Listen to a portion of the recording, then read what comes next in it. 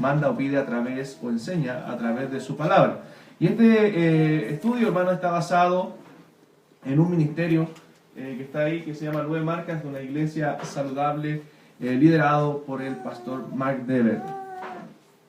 Entonces voy a pedir que abra su Biblia, por favor, al libro de Hechos, capítulo 20. Hechos, capítulo 20.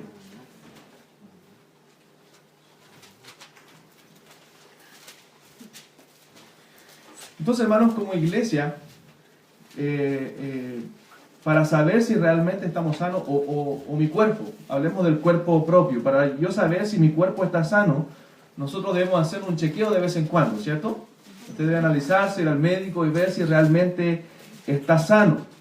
Y para tener un cuerpo sano yo debo alimentarme correctamente, ¿cierto? Debo ejercitar el cuerpo de vez en cuando para realmente tener una vida sana, una vida saludable. Lo mismo para una iglesia.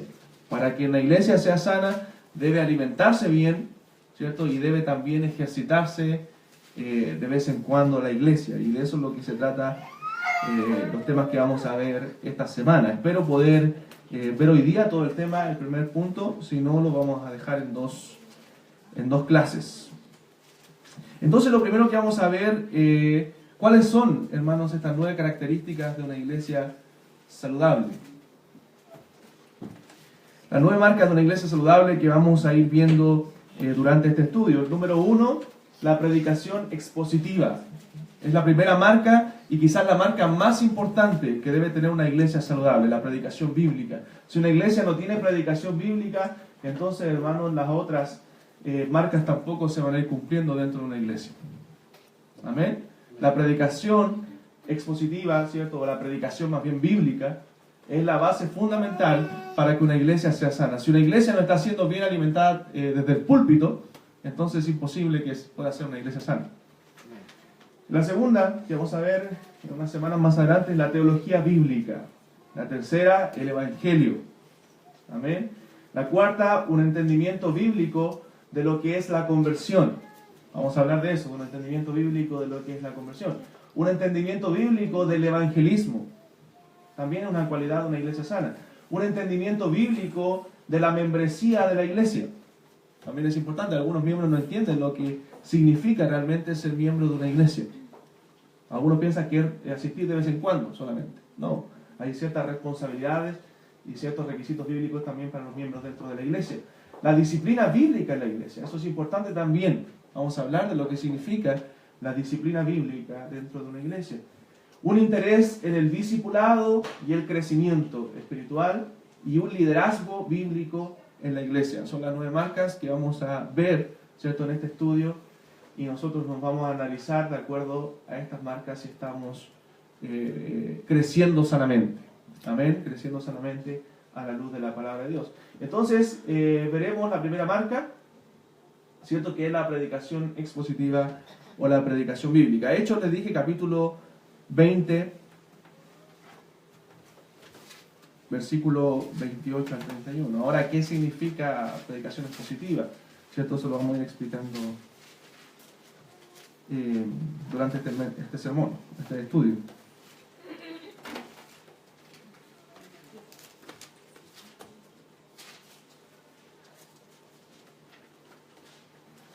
Ahora, ¿por qué es importante esta característica? ¿Cierto? ¿Por qué quizás es la más importante esta marca de la predicación bíblica?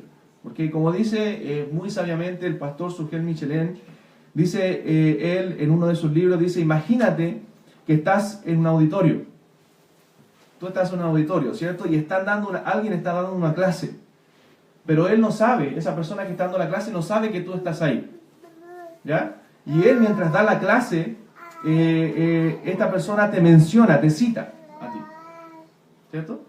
Pero recuerda, él no sabe que tú estás ahí, pero te está citando en esta charla. Y al citarte, él tergiversa algo por ahí, ¿cierto? Algo por allá de lo que usted dijo, cambia algunos énfasis, ¿cierto? Y al final, lo que él dice que tú dijiste se parece a lo que dijiste, pero no fue exactamente lo que dijiste. Evidentemente, ¿cierto? Si nosotros estuviéramos en ese auditorio, no nos sentiríamos bien, ¿cierto? no nos sentiríamos bien, y es probable que al final de esa charla, al final de esa enseñanza que pueda estar dando ese hombre, usted se acerque y le diga, oye, tú no me citaste correctamente, ¿cierto? Me sacaste fuera de contexto, yo no quise decir eso con esas palabras y tú las tergiversaste. Entonces, si ponemos ese ejemplo y ahora cambiamos un poquito el panorama y somos nosotros los que estamos dando la charla, ¿cierto? Y Dios es el que está en el auditorio, imagínense. Nosotros estamos dando la charla y Dios está ahí en el auditorio y nosotros estamos citando a Dios, estamos citando su palabra, ¿cierto? Estamos predicando su palabra. O usted en algún lugar, ¿cierto? Está citando algún versículo bíblico. ¿Cómo se va a sentir Dios estando ahí en el auditorio? Cuando usted cite algo bíblico, ¿cierto? Y usted está diciendo que lo que está usted citando es de parte de Dios. ¿Cómo se sentirá él? ¿Estará aprobando lo que usted está diciendo? ¿No? Si es verdad, yo dije eso. O él dirá, no, yo nunca quise decir eso. Entonces, hermanos, eso pasa en muchos púlpitos hoy día. Pasa en muchos púlpitos. Vamos al texto en Hechos capítulo 20. Después vamos a ver esos textos. Hechos 20, versículo 28 al 31.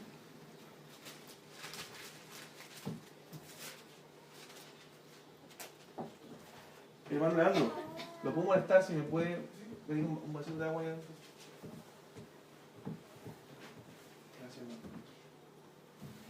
Dice la palabra del Señor, por tanto, mirad por vosotros y por todo el rebaño en que el Espíritu Santo os ha puesto por obispos, para apacentar la iglesia del Señor, la cual Él ganó por su propia sangre.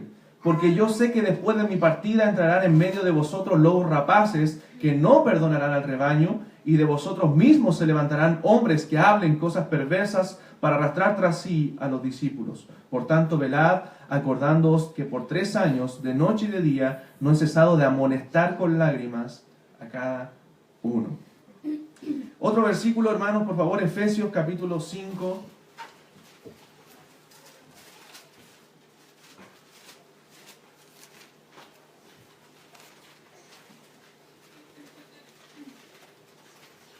Efesios capítulo 5. Gracias, hermano.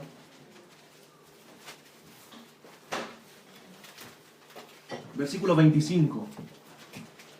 Dice, maridos, amad a vuestras mujeres, así como Cristo amó a la iglesia y se entregó a sí mismo por ella, para santificarla, habiéndola purificado en el lavamiento del agua por la palabra, a fin de presentársela a sí mismo una iglesia gloriosa, que no tuviese mancha ni arruga ni cosas semejantes, sino que fuese santa y sin mancha. Hermanos, es por eso que estamos estudiando este tema, porque Cristo, ¿cierto?, ganó, dicen los dos textos, su iglesia por su propia sangre, se entregó por ella, para presentar una iglesia sin mancha. Y como dijo Pablo en Hechos capítulo 20, porque se levantarán hombres, ¿cierto?, lobos rapaces que querrán, ¿cierto?, engañar a la congregación y aún de la misma congregación. Dice Pablo hablando de la iglesia de Éfeso, ¿cierto?, se levantarán hombres que engañarán a los discípulos.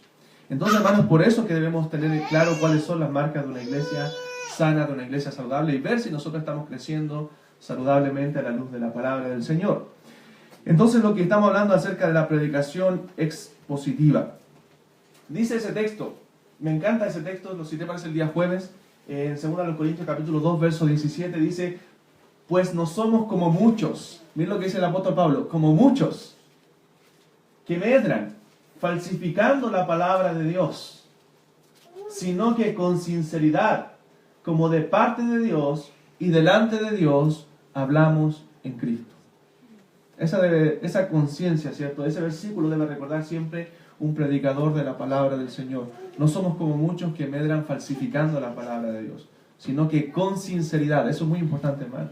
Como de parte de Dios, y lo que le decía antes, Dios en el auditorio, delante de Dios, hablamos en Cristo. Segunda Timoteo capítulo 4, versos 1 y 2, Pablo le dice a Timoteo, te encarezco delante de Dios y del Señor Jesucristo, que juzgará a los vivos y a los muertos en su manifestación y en su reino. ¿Y qué dice, hermanos? Que prediques la palabra. Que prediques la palabra. O sea, lo que Timoteo debía predicar era la palabra de Dios. Por eso la predicación bíblica, hermanos, Es la primera marca de una iglesia saludable y quizás la más importante. Porque sin una predicación bíblica, la iglesia no va a crecer a la luz de la palabra de Dios. No le dice a Timoteo, predica tus ideas, no le dice, predica lo que tú crees que es correcto que se predique en la congregación, no, predica la palabra. Que instes a tiempo y fuera de tiempo, redarguye, reprende, exhorta con toda paciencia y doctrina. ¿Cierto? La palabra de Dios es la que da crecimiento. Entonces, esa palabra debe estar de acuerdo a la doctrina y debe ser con paciencia, sabiendo que el crecimiento de cada uno es distinto. ¿Cierto? Hay cristianos que crecen más rápido, otros más lento, ¿cierto? Pero si se está predicando la palabra de Dios, siempre va a haber un crecimiento. Amén, porque es la palabra de Dios la que hace la obra. Recuerdan que en Colosenses decía que el crecimiento lo da Dios. Amén. Entonces, cuando yo hablo de predicaciones positivas, estamos hablando de predicación bíblica, de una predicación que se expone desde el texto. Amén. Que se habla lo que el texto quiere decir. Y voy a explicar la diferencia de una predicación positiva a una predicación temática también. Pero vamos a hablar a leer algunas definiciones. ¿Qué es predicación expositiva, hermanos? El diccionario de Westminster dice que la verdadera idea de predicación es que el predicador debe llegar a ser un instrumento respecto a su texto, abriéndolo y aplicándolo como palabra de Dios a sus oyentes, para que el texto pueda hablar y ser oído, elaborando cada punto del texto de tal forma que su audiencia pueda discernir la voz de Dios. Eso es lo que es una predicación bíblica. Amén. O sea, todo está en torno ¿a qué? Al texto. El texto, la palabra de Dios es la que debe hablar y la que debe ser oída. El fundador de este ministerio de 9 marcas, el pastor Mark Dever, él dice que predicación expositiva es la predicación en la cual el principal punto del texto bíblico que se considera llega a ser el principal punto del sermón que se predica y se aplica a la vida actual. Amén. Predicación expositiva es la predicación en la cual el principal punto del texto bíblico que se considera llega a ser el principal punto del sermón que se predica y se aplica a la vida actual. Amén. Otra definición, ahora del pastor Sugel Michelén, hombres predicadores expositivos y bíblicos dentro de sus iglesias. Él dice, la predicación expositiva es un esfuerzo para sacar de la Escritura lo que está ahí. Amén. Es un esfuerzo para sacar de la Escritura lo que está ahí. Nótese eso, es un esfuerzo, hermano. No es leer un texto y yo me imagino que dice eso y se lo explico. No, es un esfuerzo, es un trabajo. Y lo vamos a ver después a la luz de la Biblia, por qué la Biblia lo dice así. Entonces es un esfuerzo para sacar de la Escritura lo que está ahí, para nunca meter en un texto lo que el Espíritu Santo no puso. Y para hacer esto desde un texto determinado, de manera que adecuadamente humilla al oyente, exalta al Salvador y promueva la santidad en la vida de los que están presentes. Amén. Eso es lo que hace la predicación expositiva, la predicación bíblica. Humilla al pecador, exalta al Salvador, ¿cierto? Y promueve la santidad de los creyentes. Amén. Es por eso que una persona que no tiene a Cristo se siente incómodo con el Evangelio. Si se está predicando el Evangelio en una iglesia y esa persona, ¿cierto?, que no tiene a Cristo, él llega a analizarse a la luz del mensaje y dice, oh, estoy bien, me gustó este mensaje, ¿cierto? Voy bien por el camino, entonces eso no fue un mensaje bíblico. Porque el mensaje bíblico, ¿cierto?, el mensaje del Evangelio humilla al pecado. No le hace sentir que está bien por la vida, sino le hace sentir que necesita arreglar su situación con Dios. Entonces, hermano, una iglesia que está creciendo sanamente debe estar siendo alimentada a través de la predicación bíblica. ¿Dónde la Biblia entonces define este tipo de predicación? Yo creo que hay un texto clave, ¿cierto?, en el Antiguo Testamento donde la Biblia define lo que para mí, ¿cierto?, es predicación expositiva. Y quiero que me acompañe ese texto en el libro de Nehemías, por favor. Nehemías.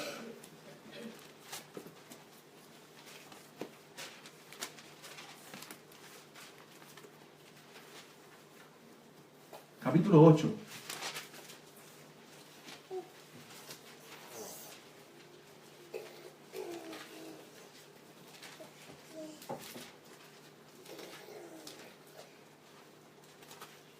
Nehemías capítulo 8, versículo 6 en adelante. Dice, bendijo entonces Esdras a Jehová, Dios grande, y todo el pueblo respondió amén, amén, alzando sus manos, y se humillaron y adoraron a Jehová, inclinados a tierra. Y los levitas, Jesúa, Bani, Serebías, Jamín, Acub, Sabetai, Odías, Maasías, Kelita, Azarías, Josabed, Anán y Pelaía, hacían entender al pueblo la ley. Es lo que dice, hacían entender al pueblo la ley. Y el pueblo estaba atento en su lugar. Y miren lo que dice ahora, hermanos míos. Leyó lo que leímos recién. Estos hombres hacían entender al pueblo la ley y el pueblo estaba atento en su lugar. Es importante, hermano, que el pueblo de Dios o la iglesia también sepa oír correctamente una predicación bíblica. Porque podemos ser engañados con diversos tipos de predicación, que muchas son más atractivas que la predicación bíblica, ¿cierto? Y podemos ser engañados también. Debemos aprender a educar nuestro oído a escuchar una predicación bíblica. Y miren lo que dice el verso 8. Esto es lo que es para mí predicación expositiva. Dice, y leían en el libro de la ley de Dios, ¿qué dice? Claramente. ¿Y qué dice ahora? Y ponían el sentido, de modo que entendiesen la lectura. Amén. Eso es lo que es predicación expositiva. Leer, explicar y aplicar. Nosotros leemos un texto, obviamente, previo a un estudio. Explicamos ese texto en su contexto y luego lo aplicamos también a nuestra vida. Entonces, dice aquí que leían la ley de Dios claramente. Amén. O sea, explicaban la ley de Dios, ¿cierto? Y ponían el sentido, la aplicaban a su vida de modo que entendiesen la lectura. Entonces, ese texto para mí es clave de lo que significa predicar un sermón bíblicamente. Amén. Leer claramente y poner el sentido a ese texto. Ahora, ¿cuál es la diferencia entre un sermón temático y uno expositivo? Yo sé que estamos entrando en un tema homilético que tiene que ver más con la predicación, pero también es importante, hermano, que ustedes sepan esa diferencia para poder discernir, ¿cierto?, entre lo que es un sermón bíblico y uno que no lo sea. No digo que un sermón temático no es bíblico. Estamos hoy día dando una clase temática, ¿cierto?, acerca de un tema. Y creo de manera muy personal que en algunas ocasiones nosotros nos vemos en la necesidad de enseñar temas a la congregación. También temas específicos, sobre todo las clases de escuela dominical, que son para enseñar ciertos temas. Pero creo que en un culto de adoración, en un culto donde viene alguien a predicar la palabra de Dios, esa predicación no debería ser temática, sino una predicación expositiva, que nazca de un texto bíblico y que se enseñe y se aplique la idea del texto, y que el título y todos los puntos del sermón nazcan de ese texto bíblico. De ese texto bíblico. Entonces, ¿cuál es el peligro, hermanos míos, por ejemplo, en un culto de hacer un sermón temático? ¿Cuál es el punto? ¿Cuál es el peligro? Es que muchas veces en un sermón, o en todas las ocasiones en un sermón temático, yo vengo con una idea lista de lo que quiero predicar.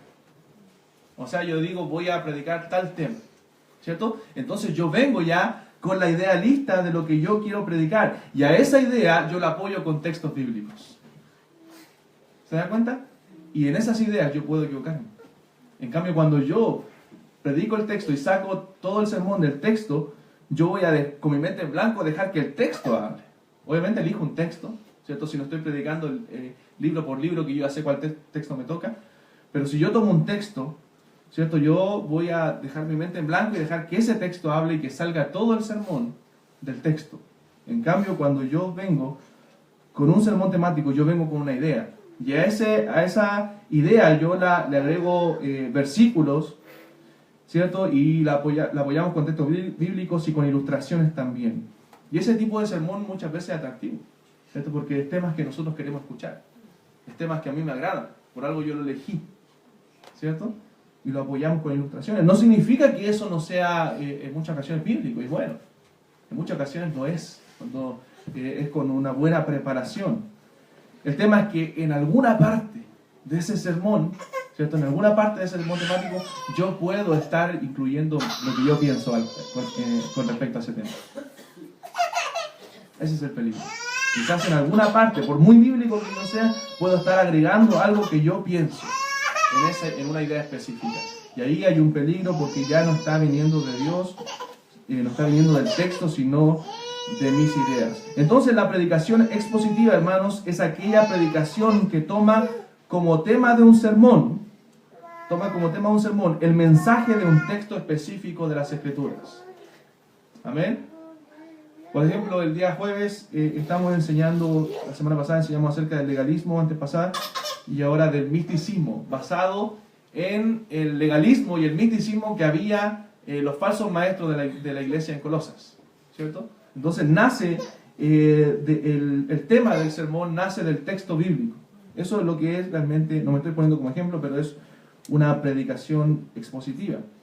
Entonces la predicación expositiva asume, a muchos pastores, ¿cierto?, creemos que la Biblia es inerrante, que la Biblia tiene la autoridad máxima, ¿cierto?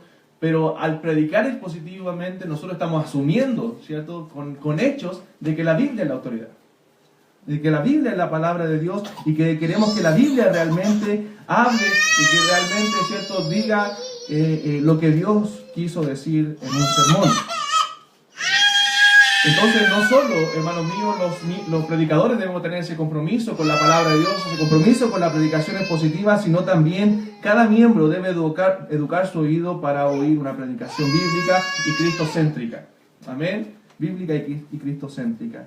Mark Dever, en su libro que se llama Una iglesia saludable, un muy buen libro, él dice: muchos pastores felizmente aceptan la palabra de Dios y profesan creer que no hay contradicción ni errores en la Biblia. Y aún así no practican regularmente la predicación expositiva. Estoy convencido de que ellos nunca predicarán, y esto, hermanos, lamentablemente es una verdad muy grande. Estoy convencido de que ellos nunca predicarán más de lo que sabían cuando comenzaron sus ministerios. Un predicador puede tomar una parte de las Escrituras y usarla para exhortar a la congregación acerca de un tema que es importante, pero realmente no usando el pasaje con el propósito específico por el cual fue dado. Y yo voy a dar ejemplos de eso después. Puedo tratar de enseñar, ¿cierto?, acerca de, por ejemplo, a los padres, tomando un tema, un pasaje, y lo voy a tomar después. Pero realmente el texto, o Dios originalmente no quería decir eso, no era la enseñanza primaria de ese texto, sacar una enseñanza a los padres, sino que era otra. Y como no estamos predicando expositivamente, no estamos estudiando el texto en su contexto, no podemos sacar la enseñanza original que Dios le dio a su palabra. Y realmente, como vamos con una idea para enseñar un tema, ¿cierto?, como apoyamos nuestras ideas con versículos bíblicos, entonces nunca aprendemos cosas nuevas, sino que estamos predicando siempre lo que ya sabemos. ¿Se dan cuenta? Esa es la desventaja de la predicación temática, porque yo vengo con un tema que probablemente maneje. En cambio, cuando predico expositivamente, cuando estudio la Biblia, para predicar expositivamente voy aprendiendo cada vez cosas nuevas que emanan del texto bíblico el cual estoy estudiando constantemente. Amén. Sobre todo si estoy predicando un libro entero. Uno saca enseñanzas tremendas de todo ese libro mientras lo va estudiando. Comparte algunas cosas y no alcanza a compartir todas las enseñanzas que sacó de ese libro con la congregación. Entonces, hermano, un predicador debería tener su mente renovada más y más por las Escrituras. No debemos usar las Escrituras, hermanos, nosotros como predicadores y ni aún como creyentes, cuando usted hable con otras personas o exhorte a otras personas, no debería utilizar las Escrituras como una excusa para lo que usted ya sabe que quiere decir, ¿cierto? El predicador no debería usar la Biblia como excusa, ¿cierto?, para enseñar un tema que él ya sabe que es lo que quiere decir, que lo tiene listo, ¿cierto?, y lo apoya después con versículos bíblicos nomás. Cuidado con eso. Entonces, cuando alguien no predica expositivamente, sino de manera temática, lo más probable es que se toquen temas dentro de la congregación que solamente le interesan al pastor. Amén, que solamente le interesan a él. Entonces, eso es complicado. En cambio, cuando predicamos positivamente y consecutivamente un libro, por ejemplo, se tiene que tocar todo el libro. Me guste o no me guste, ¿cierto? Hay partes que quizás yo nunca elegiría. Por ejemplo, en Efesios vimos las palabras finales de Pablo. Quizás yo nunca, si tuviera que elegir, nunca lo hubiera elegido, pero tiene que predicarse, tiene que tocarse ese tema, y me lleva a eso a estudiar también esa parte de la Biblia, que quizás nunca la había estudiado. ¿Se da cuenta? Entonces esas son las ventajas de una predicación expositiva. Ahora recordemos que Dios, hermanos míos, solamente usa su palabra para traer vida. No es mi palabra, no es la suya. Solamente Él usa su palabra para traer vida a aquellos que no le conocen. Por eso la Biblia debe estar en el centro de una predicación. Y un creyente, un oyente, debe darse cuenta inmediatamente si en una predicación está la Biblia en el centro. De esa manera ustedes y yo debemos estar educados, de que podamos darnos cuenta inmediatamente si una predicación es bíblica o no, o tiene la Biblia en el centro. Amén. Entonces, hermanos míos, primero vamos a ver en este tiempo que nos queda 5 elementos que una predicación bíblica debe tener.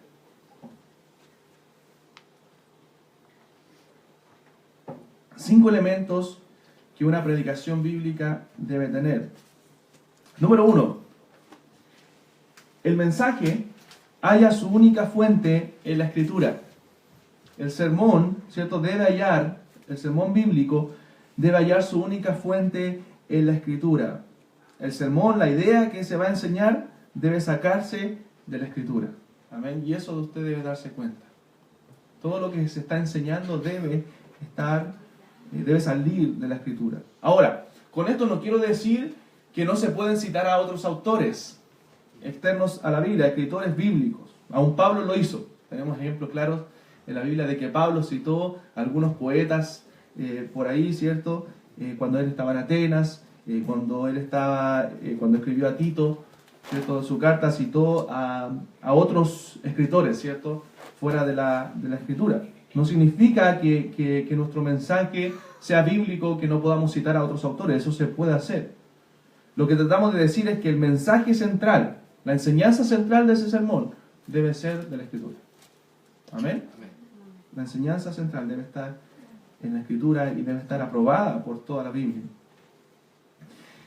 Entonces, en un libro que se llama La Predicación Expositiva, ¿cierto? Hablando de este ministerio de 9 marcas, David Helm, un escritor de este libro, nos expone diferentes problemas que surgen en la predicación, hermano, y que yo lo encuentro genial. Hermano Juan, no sé si leyó el libro también de la predicación expositiva, y es genial como él expone estos ejemplos. Yo quiero mostrarle algunos tipos de predicación. ¿Por qué? Porque yo he pasado por esos tipos de predicación también.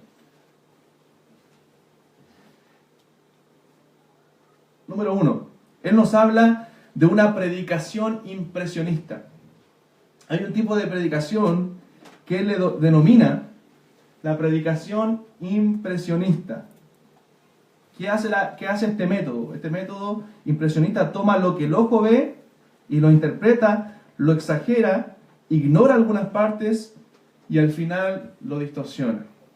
Un ejemplo claro que también se expone en este libro: pensemos nosotros en un pastor.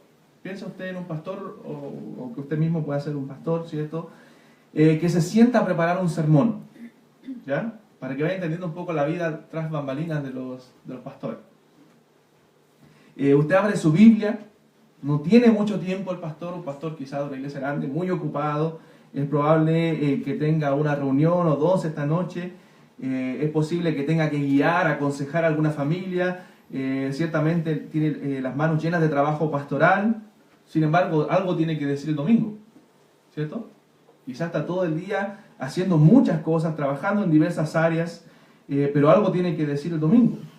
Así que empieza este hombre a leer su texto, a anotar cosas en su computador, ¿cierto? Dice David Helm, al igual que un artista interactúa con un lienzo, trazando conexiones rápidas, llenas de color entre la palabra y lo que sabe del mundo. Busca cosas, este pastor, que saben que tendrán una impresión inmediata sobre sus oyentes. Empieza a disfrutar de esta diversión momentánea, no es un trabajo difícil. Pronto surge una idea principal, ¿cierto?, para el sermón, contextualiza bien. Dice David Helm, ya que algunos en su congregación del domingo no le apasionan mucho las cosas históricas, como a él también. De hecho, tiene este trabajo como pastor, él, porque en algún punto, ¿cierto?, él impresionó por lo bien que produce sus mensajes, llaman la atención, ¿cierto? Entonces, cómo expone esas ideas o historias bíblicas, ¿cierto?, impresionaron a la congregación y por eso lo eligieron como su pastor.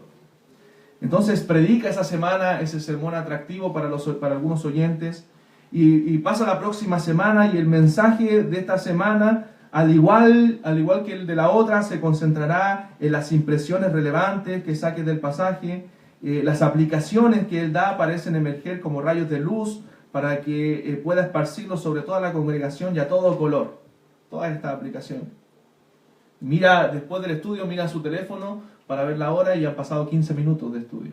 Y ya tiene casi listo, ¿cierto? El sermón. Ha trabajado por 15 minutos. Y hermano, eso es más o menos la predicación impresionista. Yo voy a dar un ejemplo de eso. Y sucede a menudo. Sucede a menudo. Pastores, ¿cierto? Y me pasó en algún tiempo como predicador. Uno lee un texto y en unos minutos saca la idea del texto y comienza a elaborar un sermón rápido sin ni siquiera haber hecho una exégesis, un estudio profundo de lo que quiere decir Dios en ese texto. Entonces la predicación impresionista no es controlada por la realidad del texto. Ignora todos los contornos históricos, literarios y teológicos de un texto. Pasa rozando simplemente en cuestión de minutos muchas de las herramientas exegéticas de estudio que realmente requieren mucho tiempo y no un par de minutos. Hermanos, un sermón bien elaborado requiere muchas horas. Muchas horas de estudio y trabajo en el texto propiamente tal. Voy a dar un ejemplo. Por favor, alguien busque 1 Samuel capítulo 2, versículos 12 al 21. Un ejemplo, hermano, para que entiendan de una predicación impresionista que lo da David Kemp en su libro. Es muy bueno. Por favor, hermano, capítulo 2, versículos 12 al 21. Pongan atención a la lectura de este texto. Dice, los hijos de Elí eran hombres impíos y no tenían conocimiento de Jehová. Y era costumbre de los sacerdotes con el pueblo que cuando alguno ofrecía sacrificio, venía el criado del sacerdote mientras se cocía la carne, trayendo en su mano un garfio de 3 dientes, y lo metía en el perol, en la olla, en el caldero o en la marmita, y todo lo que sacaba el garfio, el sacerdote lo tomaba para sí. De manera que hacían con todo israelita, de esta manera hacían con todo israelita que venía a Silo. Asimismo, antes de quemar la grosura, venía el criado del sacerdote y decía al que sacrificaba, da carne que asar para el sacerdote, porque no tomará de ti carne cocida, sino cruda. Y si el hombre le respondía, queme la grosura primero y después toma tanto como quieras, él respondía, no, sino dámela ahora mismo, de otra manera yo la tomaré por la fuerza. Era pues muy grande delante de Jehová el pecado de los jóvenes, porque los hombres menospreciaban las ofrendas de Jehová. Y el joven Samuel ministraba en la presencia de Jehová vestido de un efod de lino, y le hacía a su madre una túnica pequeña, y se la traía cada año, cuando subía con su marido para ofrecer el sacrificio acostumbrado. Y Elí bendijo a Elcana y a su mujer, diciendo, Jehová te dé hijos de esta mujer en lugar del que pidió a Jehová, y se volvieron a su casa. Y visitó Jehová a Ana, y ella concibió y dio a luz 3 hijos y 2 hijas, y el joven Samuel crecía delante de Jehová. Amén. Gracias, hermano. Imaginemos a este predicador, ¿cierto? Impresionista, que tiene este texto para predicar, y él tiene que dar una clase para padres. Imagínense, tiene que juntarse con unos padres y dar una clase. Entonces, toma este texto, ¿cierto? Lo lee para poder exponer y sacar algunas enseñanzas. Bueno, y aparentemente el texto, ¿cierto?, presenta a 2 grupos de padres e hijos. Tenemos 2 grupos de padres e hijos. Elí como padre, ¿cierto? Y Ana también, por otro lado, ¿cierto? Y también los hijos de Elí, en contraste con Samuel, ¿cierto? 2 padres, 2 tipos de padres y 2 tipos de hijos. Elí es un patrón de mala crianza, ¿cierto? De mala enseñanza. En cambio, Ana es todo lo contrario, ¿cierto? Tiene buenos resultados en la enseñanza con Samuel. Entonces ya está el mensaje, ¿cierto? Ya lo tenemos. Tenemos ejemplos de malos padres, de malos hijos, ¿cierto? Y de buenos padres y buenos hijos. Tenemos padres que permiten muchas cosas a sus hijos, como lo hizo Elí, ¿cierto? Lo dejó a sus hijos en la administración del templo, ¿cierto? Lo dejó que hicieran lo que quisieran, y ahí tuvo los resultados. Y los padres buenos que instruyen bien a los hijos en los caminos de Dios, siempre van a tener buenos resultados. Amén, siempre están presentes para poder enseñar las cosas de Dios, y los malos no.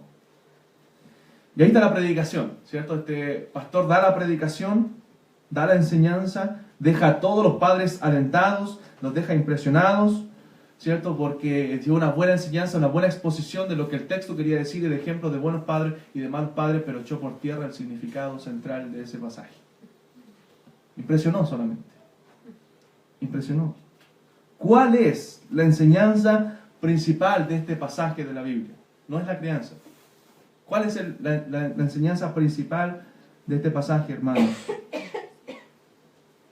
¿Quién puede darse cuenta?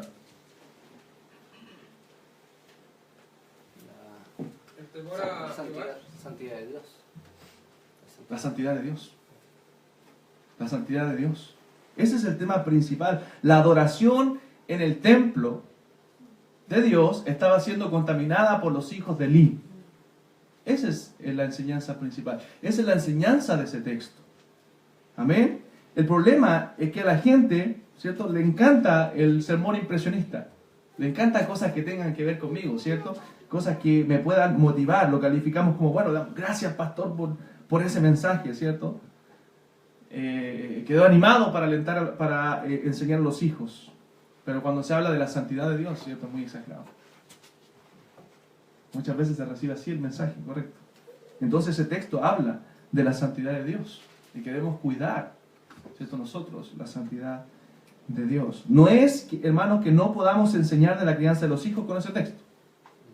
Pero no es la idea central. Yo no puedo dar una enseñanza de ese tema sin mencionar, ¿cierto?, sin dar el centro del texto que es la santidad de Dios. Amén. No puedo perder de vista la idea central. Dios no estaba siendo adorado en el templo. Y eso es lo que Dios está dejando claro en ese mensaje. ¿Por qué? Por los hijos de Dios. Y si yo dejo claro esa idea primero, puedo también dar una enseñanza acerca de los padres, que Lino hizo un buen trabajo. Entonces, hermanos, eso es lo que es una predicación impresionista. O sea, tomar el texto, leerlo rápidamente, ¿cierto? Sacar los puntos que yo veo así rápido, pero no meditar, ¿cierto? Y estudiar para sacar la idea central para el sermón, ¿cierto? La idea central del texto. Entonces, ese es el primer ejemplo que pone, ¿cierto?, David Henry en su libro, muy bueno. El segundo ejemplo es la predicación ebria. La predicación ebria. Él dice, algunos predicadores usan la Biblia de la manera que un borracho usa una farola, una lámpara, un poste de luz, más para apoyo que para iluminación. ¿Cierto? Un borrachito va a ir al poste no a iluminarse, sino a apoyarse. Amén. Muchos predicadores, dice él, usan la Biblia de esa forma. No para iluminarse, sino para apoyarse simplemente. Para apoyar sus ideas, y eso es la predicación ebria. Voy a poner un ejemplo. La iglesia está pasando por un problema económico serio, ¿cierto? Los hermanos están siendo tacaños, ¿cierto? No estamos dando lo suficiente. Entonces, para hablar del tema, yo como predicador, con esa idea, ¿cierto?, uso un texto bíblico como el que siembra escasamente, también segará escasamente, y el que siembra generosamente, generosamente segará, y comienzo no a enseñar ese texto correctamente, sino a tirar palos de por qué los hermanos no están ofrendando. Eso es una predicación ebria. Tomar un tema, enseñar lo que yo quiero decir, pero usar la Biblia solamente como apoyo. Pasa mucho también, hermano. Pasa mucho dentro de las iglesias, lamentablemente, y luchamos con eso todos los pastores. Si alguien dice yo no lucho con eso, es mentiroso. Todos luchamos, ¿cierto?, con ese tipo de cosas. Amén. Entonces, el segundo tipo de predicación que David pone como ejemplo, muy cierto también. Los que predicamos sabemos que es así. Y la tercera predicación, y esta es la más común de todas, hermanos, la más común y la que yo practiqué por muchísimos años, la predicación inspirada. La predicación inspirada. Hermanos, por su autoría divina, la Biblia es y siempre será la autoritativa e inspirada palabra de Dios. Amén. Entonces no estamos cuestionando con la predicación inspirada, cuestionando la inspiración bíblica ni la autoridad bíblica. Pero tristemente, los predicadores, muchos predicadores, y muchos lo hacíamos también, cada vez que consideran, hacen su devocional, por ejemplo, y consideran su lectura bíblica, y esperan que Dios le hable de manera inspirada, iluminada, ¿cierto?, de un texto, para que puedan predicar, ¿cierto? Y esperan que reciban esa iluminación, están leyendo, ¿cierto?, en su devocional, y esperamos recibir esa iluminación para que Dios nos diga qué debo enseñar, ¿cierto? Y después luego, oh Dios, de manera mágica pareciera haberme hablado, y yo llevo ese texto y lo predico. Eso es lo que es una predicación inspirada. Muchos predicadores están así toda la semana, esperando en su lectura diaria que Dios, ¿cierto?, le hable de manera... Dios puede hacerlo, no estoy dudando de que Dios pueda hacerlo, pero de que Dios le hable de manera mística, más que bien inspirada, ¿cierto?, para poder exponer un texto. Y muchos hermanos están esperando hasta el día sábado que Dios le hable de esa forma. Porque no pasó el lunes, no pasó nada, el martes tampoco, el miércoles leí, no, tampoco, jueves, y algunos el viernes, sábado, recién reciben esa inspiración mística y comienzan a elaborar un sermón. Yo creo que eso es un poco irresponsable de parte del predicador, cuando Dios nos ha dejado 66 libros, toda su palabra, para poder planificarnos y predicar correctamente su palabra. No digo que de vez en cuando Dios hace eso también. Dios de vez en cuando, estoy leyendo la Biblia y me quebranta con un pasaje, ¿cierto? Y aún me da el deseo y la gracia para poder predicar ese pasaje a la congregación también. Pero no puede ser algo de todos los cultos. Porque muchas veces voy a exponer una predicación improvisada. Y no todos los textos con los cuales Dios me quebrante, ¿cierto?, y me hable, porque Dios debería hablarme cada día, son textos que Dios quiere darme para que yo los predique a la congregación. Entonces, ese es el tipo de predicación inspirada, hermano, que quizás es la forma más usada para predicar. Yo he conversado con hombres que me han dicho eso, ¿no? Mi devocional y espero que Dios me hable. Y eso predico. Y al final muchas veces, aunque, como le dije, si es impresionista también, si tiene un método impresionista esa predicación, muchas veces motivante para el auditorio, pero no hay mucho aprendizaje, ya que son predicaciones saltadas de temas por aquí y por allá, y no es una secuencia consecutiva de una enseñanza donde la congregación puede estar recordando qué es lo que está aprendiendo. Muchas veces la predicación es positiva y sobre todo consecutiva, que es diferente, la enseñanza libro por libro. Muchas veces no es tan valorada, ¿cierto?, no es tan cotizada, porque no tiene estas cosas impresionistas, pero sí, hermanos, deja una base sólida en la congregación. Eso yo estoy seguro, deja una base sólida para el crecimiento cristiano en una iglesia. Entonces, son los ejemplos de predicación que no son muy buenos. Voy a dar un ejemplo a la luz de la Biblia con un pasaje. Mire, vaya a Filipenses 4:13, por favor. Como les dije, estos ejemplos no son míos, salen en el libro, pero no encontraría yo otro mejor.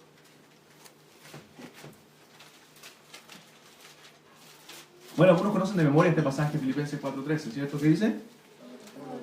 Todo lo puedo en Cristo que me fortalece. Entonces, una predicación inspirada. Leo ese texto, tomo el texto, no veo a quién está dirigido inmediatamente, ¿cierto? Lo hago mío en cualquier área. Todo lo puedo en Cristo si quiero un ascenso en el trabajo. Todo lo puedo en Cristo si quiero hacer un gol de tiro libre, ¿cierto?, en el partido. Todo lo puedo en Cristo. ¡Wow! ¡Qué inspiración!, ¿cierto? ¡Qué espiritual! Todo lo puedo en Cristo. Y parece piadoso. Pero si leemos el texto, hermano, en su contexto, Pablo lo que está hablando es de sus sufrimientos en la cárcel. Él estaba preso mientras escribió esta carta, ¿cierto? Está hablando de cómo en Dios él ha podido sobrevivir, ¿cierto?, en sus dificultades, en sus adversidades. Él dice que aprendió a vivir humildemente, aprendió a tener abundancia, en todo ha sido enseñado. No de ascenso, no de jugar a la pelota, ¿cierto?, sino de un contexto específico. Él está hablando. Y él dice ahí, todo lo puedo en Cristo, que me fortalece. ¿Se da cuenta? Pero a veces usamos ese texto para todo. Para cualquier cosa, cualquier capricho nuestro, ¿cierto?, usamos ese texto. Obviamente podemos hacer las cosas confiando en el Señor, pero dentro también de la voluntad del Señor. Amén. Entonces, ahora, para evitar un poco de confusiones, no estoy diciendo que el Espíritu no tenga ningún papel en la predicación expositiva. Nosotros debemos depender únicamente como predicadores del Espíritu Santo. Todo sermón debe estar lleno de oración, lleno de dependencia del Señor. Estamos viendo la parte práctica y aplicativa de los sermones, no la parte de preparación espiritual, pero el sermón debe estar, un hombre debe ser íntegro para poder predicar, ¿cierto? Debe tener una vida en búsqueda de la santidad, debe estar bañado en oración, ese sermón, ¿cierto? En toda su preparación, etcétera. Debe depender del Espíritu Santo. Amén. Pero muchas veces ese tipo de confianza o dependencia es más mística que una realidad de la vida. Y con eso hay que tener cuidado. Amén. Sobre todo las maestras también que preparan clases de vez en cuando, o cuando usted, no sé, se ha usado para preparar cualquier estudio, o aún para compartir el Evangelio. Amén. Entonces, hermanos, debemos depender del Espíritu Santo, pero de manera correcta, de la manera adecuada. Amén. Entonces, si bien es cierto que las personas se convierten y maduran a través de la predicación expositiva, la predicación bíblica, la palabra del Evangelio debe estar unida a la obra del Espíritu, para que pueda haber convicción de pecado, regeneración, arrepentimiento, fe y también perseverancia en el largo plazo en los creyentes. Amén. El Espíritu es el que hace esa obra a través de su palabra. No son mis palabras ni mi preparación. Yo debo hacer lo que depende de mí, ¿cierto? Pero el Espíritu Santo es el que hace la obra en los corazones de la persona a través de su palabra. Es por eso que yo simplemente debo comunicar el mensaje de Dios. No creer que yo puedo convertir a la persona, no creer que yo puedo influenciar en esa persona. Puedo influenciar emocionalmente, pero no puedo convertir su alma. El Espíritu Santo es el único que regenera, ¿cierto? Que da arrepentimiento y fe y también perseverancia y santidad a los creyentes en el largo plazo. Entonces, hermano, no puedo leer la Biblia y esperar que Dios me hable de manera mística. No puedo decir, oh Señor, por favor, revélame qué quiere decir ese texto. Eso es flojera, hermano. Yo debo meterme en el texto, estudiarlo. Amén. Si está ahí. Ahí Dios lo dejó. Dios ya lo dejó ahí. Estúdielo ahora en su contexto. Y vea lo que Dios quiso decir. No diga, Señor, revélame y espero ahí sentado media hora para ver si Dios me dice algo o no. No, hermano, debo estudiarlo. Amén.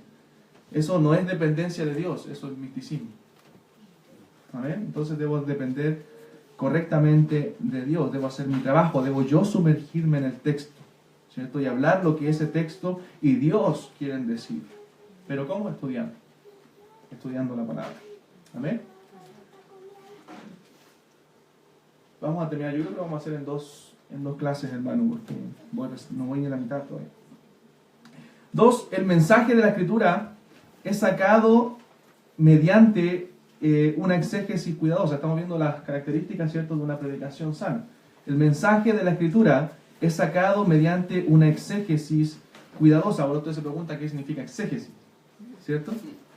Bueno, es una palabra que viene del griego que significa guiar hacia afuera. Guiar hacia afuera. O sea, extraer del texto el significado original, lo que Dios quiso decir, sacarlo de afuera. ¿Se da cuenta? Eso es lo que es exégesis. Y esa es una tarea del predicador, hacer una exégesis. Sacar hacia afuera lo que el texto quiere decir. Y hay otra palabra, ¿cierto?, que sería lo contrario. Lo contrario a exégesis es eisegesis, que también es una palabra griega, que es guiar hacia adentro. ¿Qué quiere decir? Que yo estoy manipulando el texto para meterle ideas, en vez de sacarlo hacia afuera del texto, sino yo meterle mis ideas, ¿cierto? Manipular el texto para que diga lo que convenga, introducir pensamientos míos que no están en el texto. Eso es lo contrario a exégesis, eisegesis. Amén. Dice el texto en 2 Timoteo, capítulo 2, verso 15, procura con diligencia presentarte a Dios aprobado, como obrero que no tiene de qué avergonzarse, que usa bien. Y la palabra ahí es ortotomeo, que significa cortar derecho. Que usa bien, cortar derecho, con precisión, sin desviarse. Hay otra revisión que dice que usa con precisión la palabra de verdad. Amén. Eso es lo que significa la palabra usar bien. Cortar derecho, con precisión, sin desviarse, la palabra de verdad. Entonces el siervo de Dios, el obrero de Dios, debe procurar con diligencia presentarse primero él en su vida aprobado, como obrero que no tiene de qué avergonzarse, pero que también usa bien. la palabra de verdad, que traza bien, ¿cierto? Que corta derecho, que traza con precisión, sin desviarse la palabra de Dios o la palabra de verdad. Amén. Entonces el mensaje de la Escritura es sacado, el sermón es sacado mediante un exégesis, un estudio, una extracción hacia afuera, ¿cierto? Cuidadosa en la palabra de Dios. Por último, me gustaría seguir, pero sé que no hay más tiempo. La preparación del mensaje interpreta correctamente las Escrituras en su sentido normal y en su contexto. ¿Ya? La preparación del mensaje interpreta correctamente las Escrituras en su sentido normal y en su contexto. Conocemos una regla hermenéutica que se llama la analogía de la fe. Significa que la Escritura se interpreta a sí misma. Usted no trate de usted interpretar la Escritura, de creer, de decir lo que usted cree que el texto dice. La Escritura se interpreta a sí misma. Si ese pasaje está hablando de una doctrina, ¿cierto? Y no está claro, interprétalo a la luz de otros pasajes que hablen de esa doctrina. ¿Por qué? Porque si es una doctrina fundamental, no va a haber un solo texto para ese tema. Van a haber muchos textos que hablen de ese tema. Y en base a la luz de esos textos, si es un pasaje oscuro, ¿cierto? Yo debo interpretar ese pasaje a la luz de otros pasajes claros. ¿Amén? Eso se llama la analogía de la fe. No puedo decir, yo creo que este texto dice esto. No, debo estudiar y ver lo que toda la Biblia dice al respecto. Sobre todo cuando son temas controversiales. ¿Cierto? Debo ver lo que toda la Biblia dice. No solamente en base a un texto. Porque la doctrina está firmada por muchos otros textos. Déjenme llegar hasta el número 5, hermano, nomás, ¿ya? ¿No hay problema? ¿Qué se creen? El mensaje explica claramente el significado original que Dios procuraba para la Escritura. ¿Ya? El mensaje, la predicación, debe explicar claramente el significado original que Dios procuraba para ese texto. Uno de los problemas de la posmodernidad es que se dice que el texto no tiene un significado fijo, ya que algunos dicen es interpretado por distintas personas. Si usted lo ve desde este punto de vista, ese texto quiere decir algo. Si usted lo ve desde ese punto de vista, el texto quiere decir otra cosa. No, hermanos. La Biblia o los textos tienen un autor original y un receptor original. Eso es lo primero que yo tengo que ver. Si yo estoy leyendo la carta a los Colosenses, ¿quién escribió Colosenses? Pablo. ¿A quién? A los Colosenses. No hasta a mí. A los Colosenses. En un contexto en el que los Colosenses estaban. Ahora, la palabra de Dios tiene un solo significado. No depende de qué punto de vista usted la vea, ese significado tiene un solo significado a la palabra de Dios. Y aplicaciones puede tener más de una. Vimos la aplicación el significado del texto que leímos delante acerca de Samuel. ¿Cuál era? La santidad de Dios, ¿cierto? Ese es el significado del texto. Ahora, ¿podemos aplicarlo a los padres también? Es una aplicación, ¿cierto? Puede tener más de una aplicación, pero el significado es uno solo, la santidad de Dios. ¿Amén? Entonces el mensaje explica claramente el significado original que Dios procuraba para la Escritura. Entonces, si yo voy a leer el libro de los Colosenses, debo ver qué Dios a través de Pablo quería decirle a los Colosenses primero. Y luego que tengo el significado de lo que Dios quería decirle, yo lo puedo aplicar a mi vida. ¿Entienden? Pero no puedo tomarlo dirigido a mí inmediatamente. Voy a tergiversar el texto. Y voy a ponerlo a nuestros tiempos. Voy a contextualizarlo a nuestro tiempo. Y eso puede ser peligroso. ¿Amén? Puede ser peligroso, hermano.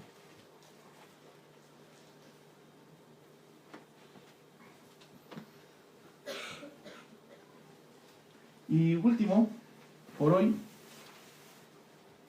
el mensaje aplica el significado actual de la Biblia. Ahora yo, después que ya vi el autor original, ¿cierto? El significado que Dios quería darle originalmente a ese texto, el mensaje también puede aplicar el significado actual de la Biblia. La aplicación expositiva no se queda en la explicación del texto, sino también en la aplicación del texto a mi auditorio. Yo le explico el texto en su contexto y luego doy una aplicación que pueda servir para nosotros hoy día. ¿Amén? Eso es lo que es dar la aplicación correcta al texto. Ahora, bueno, vamos a dejarlo hasta ahí, no puedo avanzar más. ¿Ya? La próxima semana vamos a repasar un poquito y avanzamos un poquito más. Amén, hermanos. Amén. Vamos a orar al Señor. Padre Celestial, le damos gracias por el estudio de su palabra. Ayúdenos, Amén. Señor, a aprender acerca de estas marcas de una iglesia sana, Padre. Ayúdenos a practicarlas, a entenderlas a la luz de la Escritura, Padre, y deme la gracia a mí también para poder compartirlas con los hermanos. Queremos alabarle en esta hora y darle las gracias por todo, en los méritos de Jesús. Amén. Amén. Ya, hermanos, la